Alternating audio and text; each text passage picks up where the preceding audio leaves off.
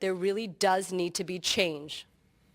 And somewhere in Pittsburgh, Mooney family members are taking all of this in, wondering how in the world they got here. James Jones and Willie McGinnis with us now. And James, I know you've reached out to some people in Pittsburgh. What are you hearing about all this? You know, it's crazy listening to all that. It's one common denominator in this whole thing.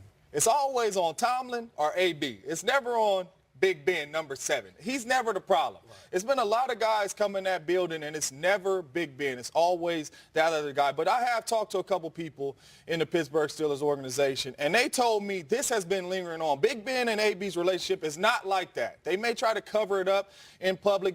AB has never came out and thrashed Big Ben, but Big Ben has came out and said things about AB and other players and other receivers, but their relationship is not like that. And I've been told in meetings he would take shots at AB, like, I don't got to throw you the ball on that terms, you know, and things like that. And Wednesday in practice, when he did practice, I heard he ran the wrong route.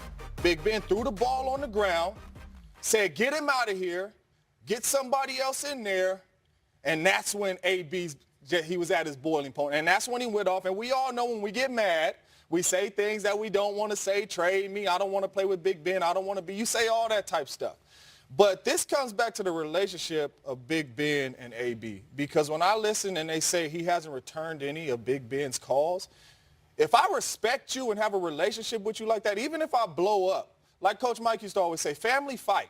So even if I was to blow up, if Aaron, Derek called, Brett Favre was to call me after I blew up, I pick up the phone and I say, what's going on, man? I know I blew up. You can't do that. You know what I mean? I respect you, but look, that's not how we work. And you have a conversation, you talk it out. But for him not to call him back and respond, that lets you know the relationship that they have. And he's not digging Big Ben like that. And it's always somebody else's fault but his. And I think when you look at this situation with AB, of course, you talk about his talent and who he is. He's a superstar. For the last 5 years, he's led all receivers in receiving yards and touchdowns. So you got to handle these receivers with delicate hands, okay? Now, this isn't the first receiver in the league, Hall of Famer or soon-to-be Hall of Famer, that had issues, okay? We had one that didn't even show up to the Hall of Fame this year.